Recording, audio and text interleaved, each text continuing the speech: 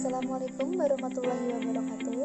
Perkenalkan, nama saya Rahmanika Permatasari dengan NIM 1911910501002, mahasiswa Perencanaan Wilayah dan Kota Universitas Jember. Di video kali ini saya akan memberikan penjelasan terkait dengan 4 soal yang telah diberikan oleh dosen saya, yaitu Pak Arendra, untuk memenuhi UAS mata kuliah kependudukan. Saya akan membahas terkait dengan isu permasalahan penduduk. Nah, dilatar belakangi dengan jumlah penduduk di Indonesia itu masuk dalam 4 besar negara dengan jumlah penduduk terbesar di dunia, yaitu dengan jumlah 257.912.349 jiwa pada tahun 2017, di mana dengan meningkatnya jumlah penduduk yang sangat signifikan ini akan memicu timbulnya permasalahan kependudukan. Nah, permasalahan tersebut diantaranya yang pertama yaitu ada keterbatasan bahan pangan, yang kedua ada sarana permukiman dan tempat tinggal yang kurang memadai, yang ketiga ada fasilitas kesehatan dan pendidikan yang kurang memadai, yang keempat ada angka pengangguran yang tinggi, dan yang terakhir ada angka kriminalitas yang tinggi.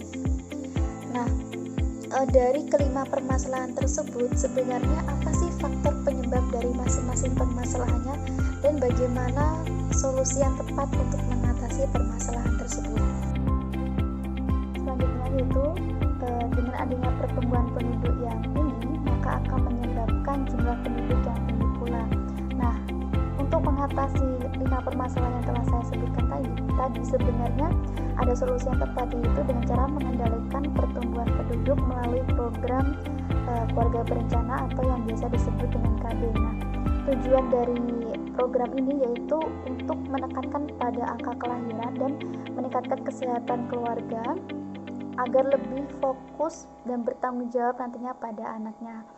Nah, kemudian saya akan menjelaskan masing-masing dari 5 permasalahan tadi. Yang pertama yaitu ada ketersediaan bahan pangan yang terbatas. Nah, ketersediaan bahan pangan yang terbatas ini diakibatkan karena meningkatnya jumlah pertumbuhan penduduk sehingga antara supply dan demand-nya itu tidak seimbang.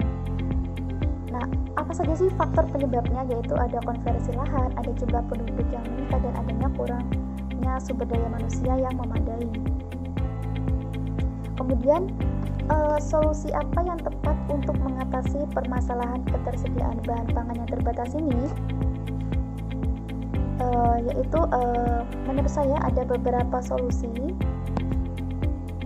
Nah, solusi yang tepat untuk menangani permasalahan tersebut yang pertama yaitu dengan pembangunan infrastruktur pertanian. Kemudian ada percetakan sawah baru disertai dengan penerapan dan perbaikan teknologi usaha tani dan pengolahan hasil pertanian. Selain itu, masyarakat maupun pemerintah juga harus menyusun strategi pengarahan tertentu untuk mobilitas penduduk agar mendorong persebaran penduduk yang merata dan lebih baik lagi daripada sebelumnya. Masuk pada permasalahan yang kedua yaitu terkait dengan sarana perumahan dan tempat tinggal yang kurang memadai. Nah, penyebab dari permasalahan ini salah satunya yaitu bisa disebabkan karena peningkatan arus urbanisasi dan migrasi, lalu karena kurang tegasnya peraturan perundang-undangan, lalu ada sulit mencari pekerjaan karena jika pendapatan rendah berarti status ekonomi mereka biasanya juga ditandai dengan masyarakat yang bermukiman di kawasan kumuh. Nah, dengan adanya faktor penyebab yang telah saya sebutkan tadi, ada solusi untuk mengatasi. Yang pertama yaitu dengan menyelenggarakan program Kotaku, lalu ada program konsolidasi lahan di kawasan permukiman yang kumuh, terutama bagi lahan-lahan yang tidak terpakai dan layak huni untuk dijadikan tempat hunian baru. Nah, selanjutnya yaitu dengan adanya pembangunan rusunawa atau rumah susun sewa, yaitu program untuk memenuhi kebutuhan penduduk yang berpenghasilan rendah terkait dengan perumahan. Nah, selanjutnya yaitu dengan memberikan penyuluhan dampak tinggal di permukaan kumuh itu apa. Nah, dengan adanya penyuluhan tersebut maka akan meningkatkan kesadaran dari masyarakatnya sendiri. Selanjutnya, permasalahan yang ketiga adalah fasilitas kesehatan dan pendidikan yang kurang memadai. Nah, fasilitas kesehatan dan pendidikan yang kurang memadai ini bisa disebabkan karena besarnya biaya pembangunan fasilitas di Indonesia sehingga masih memiliki jumlah yang terbatas dan kurang memadai. Faktor penyebab selanjutnya yaitu karena adanya kendala terkait pembangunan infrastruktur di Indonesia seperti pembebasan lahan. Nah, pembebasan lahan sendiri ini merupakan proses yang sangat rumit karena harus memerlukan waktu yang cukup lama dengan ongkos yang lebih besar. Kemudian solusi apa sih yang dapat kita gunakan untuk menyelesaikan permasalahan fasilitas kesehatan dan pendidikan yang kurang memadai? Yang pertama yaitu tingkat kesehatan yang rendah itu bisa diatasi dengan seperti pembangunan fasilitas puskesmas maupun RSUD. Nah, lalu untuk tingkat pendidikan yang rendah itu bisa diatasi dengan penyediaan fasilitas pendidikan yang lebih lengkap dan lebih merata di semua daerah di Indonesia, terutama untuk daerah pedalaman. Selain itu dengan peningkatan kualitas tenaga pengajar, baik guru maupun dosen di lembaga pendidikan milik pemerintah. Kemudian dengan penyediaan program pelatihan bagi para pengajar dan pencari kerja dan mempelopori riset dan penemuan baru dalam bidang iptek di lembaga-lembaga pemerintah untuk membantu mengurangi dari tingkat rendahnya fasilitas pendidikan di Indonesia ini. Permasalahan yang keempat yaitu angka pengangguran yang tinggi. Nah, pengangguran itu menjadi salah satu penyebab munculnya permasalahan penduduk di Indonesia karena dengan berbagai jenis pengangguran yang tinggi ini dapat diartikan bahwa kemakmuran penduduk di Indonesia itu sangat rendah dan kualitas hidup dari masyarakatnya pun berada pada angka yang rendah. Nah, penyebab dari angka pengangguran yang tinggi itu diantaranya adalah dengan kualitas penduduk yang rendah karena masih banyak sekali masyarakat itu yang pendidikannya sangat rendah dan sangat berpengaruh terhadap kualitas dari penduduknya sendiri. Nah, untuk faktor selanjutnya yaitu bisa karena sulitnya persaingan dunia kerja, terutama di kota-kota yang padat penduduknya, seperti itu. Kemudian solusi apa yang tepat untuk mengurangi permasalahan angka pengangguran tinggi ini? Yang pertama yaitu dengan membuka lapangan pekerjaan, lalu ada memberikan pelatihan terkait dengan menjadi wirausaha itu seperti apa yang nantinya dapat menunjang perekonomian, lalu membuat aturan dan perundang-undangan yang mampu menarik investor dari luar tetapi tetap memperhatikan pembangunan yang berwawasan lingkungan. Nah, selain itu dengan mengupayakan peningkatan sumber daya manusianya bisa dengan melalui BLK agar masyarakat itu dapat membuat lapangan pekerjaan yang baru sehingga nanti akan memudahkan para pengangguran itu untuk mendapat pekerjaan lagi. Permasalahan yang terakhir atau yang kelima adalah angka kriminalitas yang tinggi. Faktor penyebab dari angka kriminalitas yang tinggi yang pertama karena tingkat pendidikan yang rendah, yang kedua karena penghasilan yang rendah, dan yang ketiga adalah tingginya kebutuhan hidup yang tidak diimbangi dengan pendapatan perekonomian yang baik. Nah, solusi untuk mengatasi angka kriminalitas yang tinggi ini yaitu dengan menambah jumlah lapangan pekerjaan sehingga masyarakat itu tidak banyak yang menganggur, kemudian memperbaiki layanan kebutuhan sosial ekonomi masyarakat desa agar dapat dipenuhi, dan selain itu juga dapat mengadakan ronda keliling untuk meminimalisir terjadinya kriminalitas terutama di desa maupun di kota. Selanjutnya saya akan memberikan jawaban pada soal nomor 2, yaitu saya akan membahas keterkaitan antara formula dinamika pertumbuhan penduduk dengan pertumbuhan ekonomi. Sebelumnya, dinamika penduduk sendiri itu merupakan jumlah pertumbuhan penduduk total yang disebabkan oleh beberapa faktor seperti faktor kelahiran, faktor kematian maupun faktor migrasi. Nah, pertumbuhan penduduk sendiri ini dalam satu negara itu berkaitan dengan pertumbuhan ekonomi. Nah, di mana formulanya yaitu investasi konsumsi, dan ekspor dan impor. Lalu ada beberapa tahapan, atau saya menyimpulkan tiga keterkaitan antara formula dinamika pertumbuhan penduduk dengan pertumbuhan ekonomi.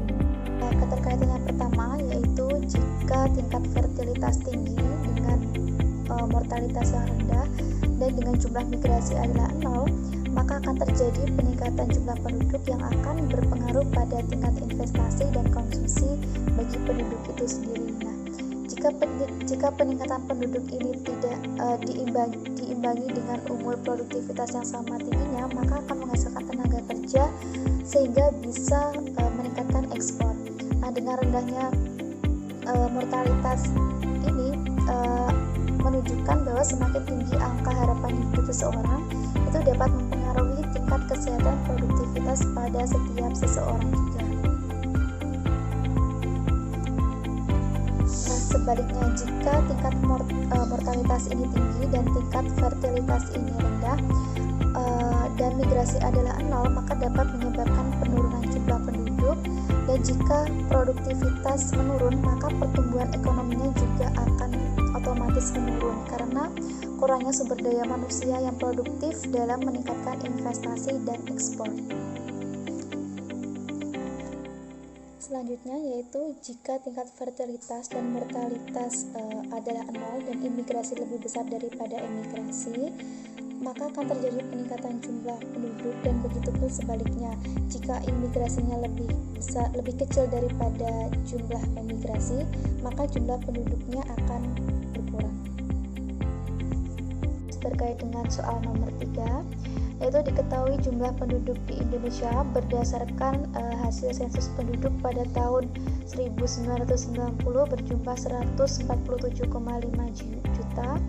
Kemudian sensus penduduk pada tahun 2000 yaitu 179,3 juta.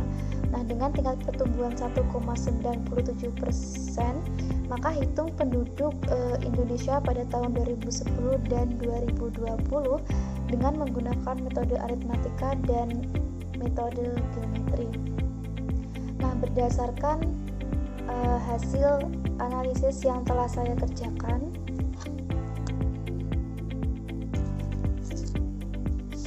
diketahui bahwa berdasarkan metode aritmatik, yaitu proyeksi penduduk Indonesia pada tahun 2010 itu berjumlah 205,61 juta, sedangkan proyeksi penduduk pada tahun 2020 itu berjumlah 234,67 juta jiwa. Selanjutnya, berdasarkan perhitungan geometri dapat disimpulkan bahwa proyeksi penduduk Indonesia pada tahun 2010 adalah 217,89 juta jiwa, sedangkan pada tahun 2020 adalah 264,80 juta jiwa. Pembahasan yang selanjutnya yaitu menuju pada soal nomor 4, di mana perkembangan di dunia pada abad ke-21 mengadopsi pendekatan Sustainable Development Goals atau bisa disebut dengan SDGs. Nah, pada poin ke-11 ini apa sih kaitannya dengan aspek kependudukan? Ada beberapa target SDGs poin 11 terkait dengan kependudukan. Yang pertama yaitu pada tahun 2030 menjamin akses bagi semua terhadap perumahan yang layak, aman, terjangkau, dan pelayanan dasar, serta menata kawasan umum. Yang kedua yaitu menyediakan akses terhadap sistem transportasi yang aman, terjangkau, mudah diakses, dan berkelanjutan bagi semua. Target selanjutnya yaitu meningkatkan urbanisasi yang inklusif dan berkelanjutan dan kapasitas untuk perencanaan dan pengelolaan pemukiman yang partisipatoris, terintegrasi, dan berkelanjutan di setiap negara. Target yang keempat yaitu menguatkan upaya untuk melindungi dan menjaga warisan budaya dan natural dunia.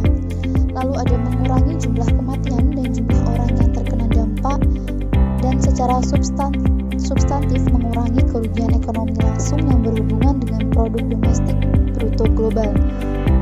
Target selanjutnya yaitu mengurangi dampak buruk terhadap lingkungan per kapita di perkotaan dan menyediakan akses universal terhadap ruang-ruang publik. Kemudian permasalahan keterkaitan SDGs poin 11 dengan kependudukan itu yang pertama ada indikator masalah permukiman kumuh, pengangguran, urbanisasi, dan ruang terbuka hijau, di mana untuk menjadikan sebuah kota yang berkelanjutan maka perlu memperhatikan beberapa aspek kependudukannya. Hal ini dapat menjadi faktor pendukung ataupun penghambat terciptanya kota berkelanjutan. Apabila kualitas sumber daya manusia memadai, maka akan mudah untuk terciptanya kota berkelanjutan. Begitupun sebaliknya, jika kualitas sumber daya manusianya kurang memadai,